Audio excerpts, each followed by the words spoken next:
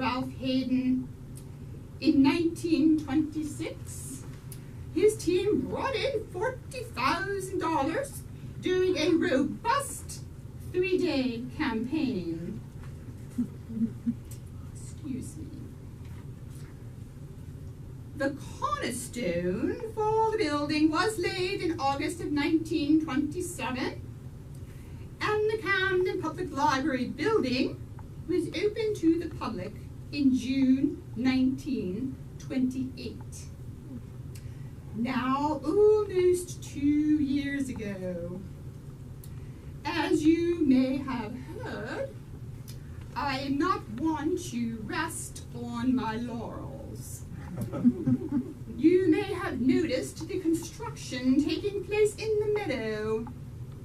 I have commissioned Mr. Fletcher Steele, no doubt the most brilliant and accomplished landscape architect, to design a garden theater. Here is where we must all be visionaries of the future.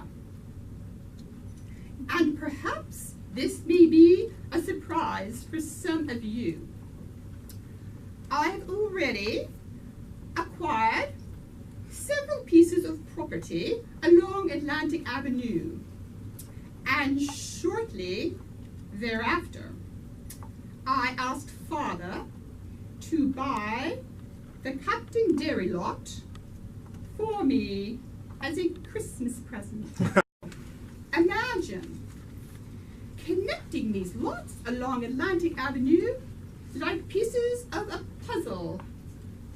Then dismantle, move, raise as appropriate, and create a waterfront landscape to be retained forever as an example of good old New England. A state of Maine waterfront made useful for the people of Camden, a Camden shorefront park. Are you beginning to see the picture? We have recognized twin challenges here at the library. For one thing, we have again outgrown our space, which has challenged us to make creative and intensive use of the space that we do have. For another thing, we have noticed an increased need for simple meeting space for members of our community. To meet both of these challenges, we have invested in renewing this floor, not just the History Center, but renovations to all the nooks and crannies here on the second floor. The most visible and most public return on our investment is the refreshed and more spacious room you are in now. We have made this, the Walsh History Center meeting room, more amenable to community meetings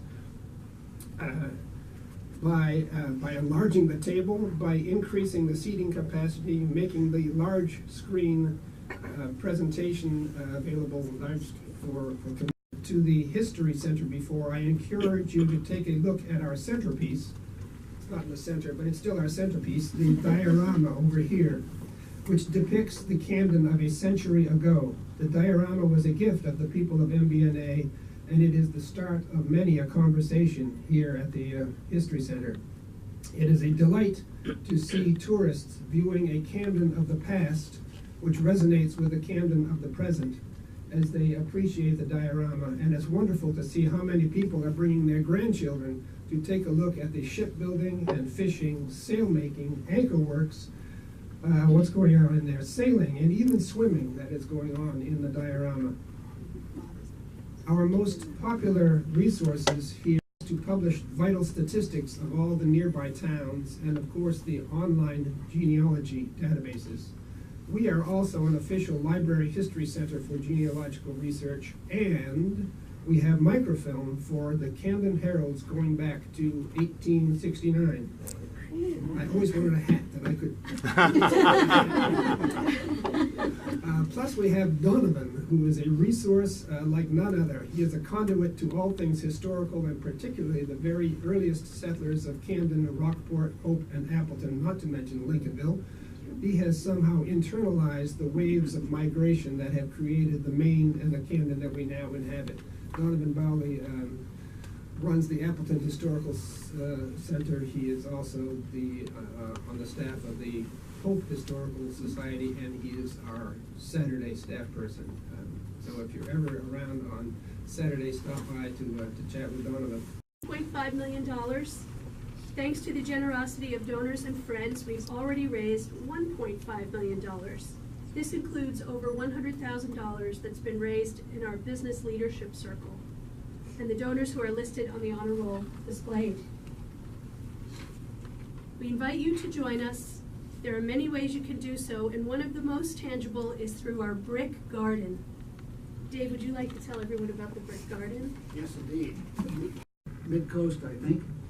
We're going to create a brick garden in that space, but don't worry, we're going to leave space for the crocuses, but we're going to fill the rest of it, which in the summer is just sort of dead space. We're going to fill it with these wonderful bricks. And we've started to take orders. We already have, I think, in 25. 25 orders. It's an opportunity to put your own name on a brick, or names of people you love, or slogans, or and thank yous. This is my brick, and I'm thanking Mary Louise Curtis Bach for the gardens here.